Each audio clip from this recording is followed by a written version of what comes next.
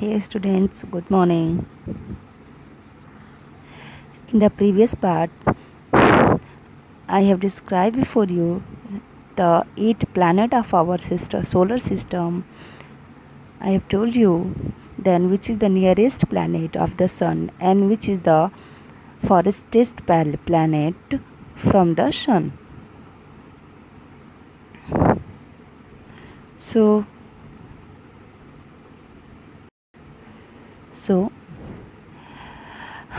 if you have any problem to understanding the definition of the solar system, then you can call me and you can ask me any question.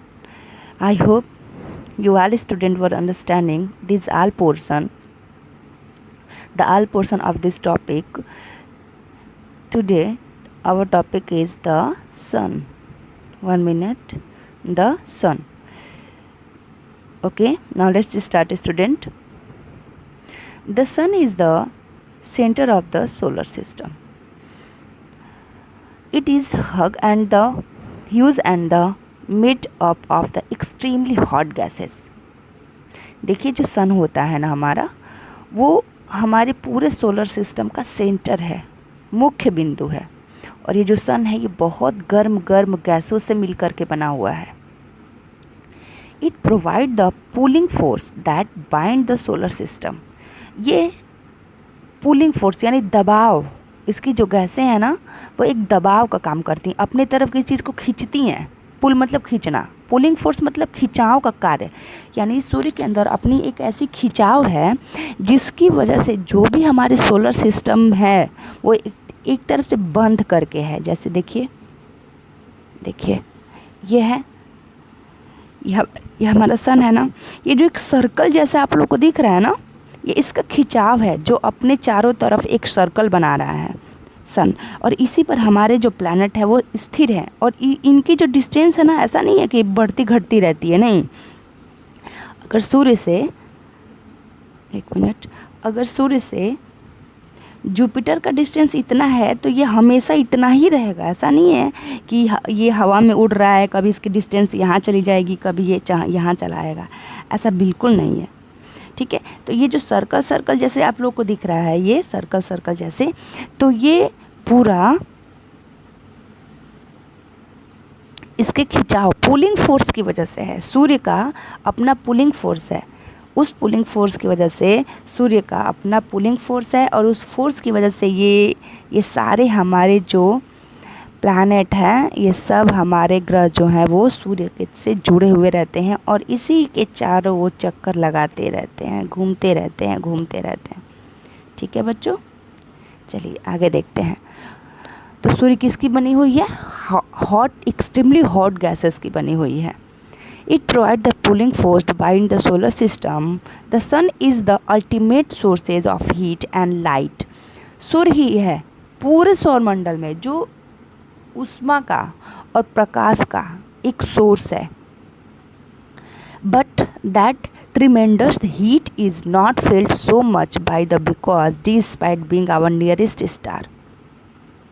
जो सूर्य की रोशनी है ना वो बहुत ज़्यादा हम तक नहीं पहुंचती है। क्यों? क्योंकि जो हमारे स्टार है ना, उसके जो हमारे सूर्य के नज़दीक में जो स्टार्स हैं वो सूर्य की रोशनी को भी अपने अंदर एब्जॉर्व करते हैं। क्यों? क्योंकि स्टार्स की अपनी ना तो हीट होती है ना तो लाइट होती है। It is far away from us. और ये जो सूर्य है ना वो हमारी पृथ्वी से बहुत ही दूर है। The sun is about 115 million kilometre from the earth. जो हमारा सूर्य है वो हमारी पृथ्वी से 150 मिलियन, देखिए ये जो हमारा सूर्य है ना, यहाँ पे आप देखिए, ये जो हमारा सूर्य है ये हमारी अर्थ है, तो इसके बीच की जो दूरी है ना वो 115 मिलियन किलोमीटर है। ठीक है ना, इसकी दूरी। और ये इतनी दूरी है कि पृथ्वी पर हम और आप रहते हैं तभी भी हम लोग को इसकी उतनी हीट नहीं मिलती है जिसकी वजह से अगर पूरी हीट इसकी हमको मिले तो हम तो पूरा जल ही जाएं, कोई रह ही ना पाए अर्थ पे। ठीक है, तो इतनी इसकी डिस्टेंस की वजह से जो हीट है वो कम हो जाती है। प्लैनेट, नेक्स्ट टॉपिक है हमारा प्लैनेट। देखिए, there are 8 planet in our solar system in order of their distance from the sun. हमारे सौरमंडल में 8 प्लैनेट हैं, 8 ग्रह हैं, और जिससे सूर्य की जो दूरी है उस दूरी के हिसाब से यहाँ पे एक क्रम में लिखा गया है। पहले Mercury, then Venus, then Earth, then Mars, then Jupiter, then Saturn, then Uranus and the Neptune. You can learn this planet according to their distance by this trick. My very efficient mother, देखिए यहाँ पे दिया है, My very efficient mother just serve us nut। अगर आप लोगों को distance के हिसाब से सन से दूरी को याद करने में प्रॉब्लम होगी तो आप क्या कर लेंगे, माई से, देखिए माई से क्या हो जाएगा आपका, बताइए, माई से हो जाएगा आपका मरकरी, वी से वैनस, ई से अर्थ, फिर एम से मार्स, जे से जुपिटर, एस से सैटर्न, यू से यूरेनस, एन से Neptune. My very efficient mother just serve us nuts. ठीक है, तो ये इजी ट्रिक है आपको याद करने का। चलिए आगे देखते हैं। All the 8 planet of the solar system move around the sun in fixed path. देखिए इनकी अपनी, मैंने अभी आप लोगों को बताया ना कि इनका जो रास्ता है ना ये बिल्कुल फिक्स है।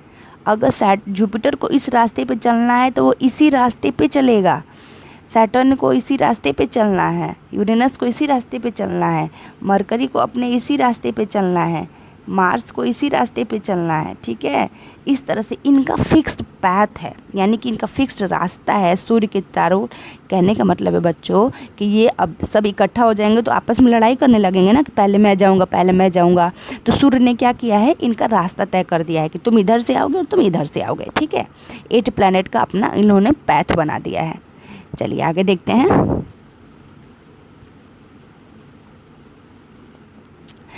दिस पैथ आर इनलॉन्गेट, और ये सब एक दूसरे से जुड़े हुए हैं। दे आर कॉल्ड ऑर्बिट्स, और ये जिस रास्ते पे सर्कल कर रहे हैं ना, जो भी हमारे प्लैनेट है वो उस रास्ते को हम लोग क्या बोलते हैं, ऑर्बिट बोलते हैं। यानी हर एक प्लैनेट अपने ऑर्बिट पर ही क्या करता है, प्लैनेट पे वो घूमता रहता है, घूमता रहता है। Mercury is the nearest to the sun. मैंने आप लोग को बताया था कि मरकरी, बुध जो है वो सूर्य के सबसे नज़दीक है। It takes only about 88 days to complete one around. Mercury को सिर्फ 88 दिन लगते हैं, यानी 100 में 2 डेज़ कम है, नहीं सॉरी 12 डेज़, यानी सिर्फ 88 डेज़ लगते हैं मरकरी को सन की पूरी एक राउंड लेने में, रोटेशन में। 1 round along its orbit. Venus is the considered as the earth twin, और वेनस को जुड़वा बहन माना जाता है, किसका, पृथ्वी का। देखिए ये जो वेनस है ना, यहाँ पे ये जो वेनस है, पृथ्वी, हाँ यहाँ पे जो वेनस है इसको पृथ्वी का जुड़वा बहन माना जाता है, इसको और इसको, क्योंकि दोनों बिल्कुल एक जैसी साइज़ में भी हैं और बिल्कुल नज़दीक भी एक दूसरे के हैं। ठीक है, तो ये हमारा देखिए यहाँ पे है अर्थ को, और इस वेनस को अर्थ ट्विन्स माना जाता है। ठीक है, यानी कि ये जुड़वा बहनें मानी जाती हैं। आगे देखते हैं। Because its size and shape are very much similar to the earth of the, क्योंकि जो हमारा जो वेनस है वो अर्थ के साइज़ के बिल्कुल बराबर, आकार में भी उतना ही बड़ा है। ठीक है, चलिए आगे देखते हैं। टिल रिसेंटली अगस्त 2006, अगर हम अगस्त 2006 की बात करें, Pluto was also considered a planet. तो पहले प्लूटो भी एक प्लैनेट के रूप में माना जाता था, यानी पहले 9 प्लैनेट प्लूटो को लेकर के काउंट किए जाते थे। However in a meeting of the international astronomical union, लेकिन एक समय इंटरनेशनल एस्ट्रोनॉमिकल यूनियन में एक मीटिंग हुई 2006 के करीब में, एंड उस समय एक डिसीजन लिया गया that was taken that the Pluto like other celestial object Ceres 2010 UB 313 discovered in recent past में be called dwarf planet. Pluto क्या हो गया है, गायब हो गया हमारे प्लैनेट से, वो बिल्कुल छोटे बौने ग्रह के रूप में दिखने लगा, इसलिए उसको ड्वार्फ प्लैनेट का नाम दे दिया गया है। किस समय, 2006 में एक मीटिंग हुई थी, किसके जरिए दिया गया, इंटरनेशनल एस्ट्रोनॉमिकल यूनियन के द्वारा दिया गया है। कब, जिस समय सीरीज 2003 में इसकी जिस समय ये बौने ग्रह की अवधि में चला गया था, इसका आकार बहुत छोटा हो गया था, तो उस समय इसको ड्वार्फ प्लैनेट के अंदर यानी बौना ग्रह के नाम में इसको डाल दिया गया है। ठीक है बच्चों, अर्थ है। ऐसा है कि द अर्थ के यहाँ से हम लोग कल पढ़ेंगे बच्चों, आज इतना ही रहने दीजिए, ठीक है।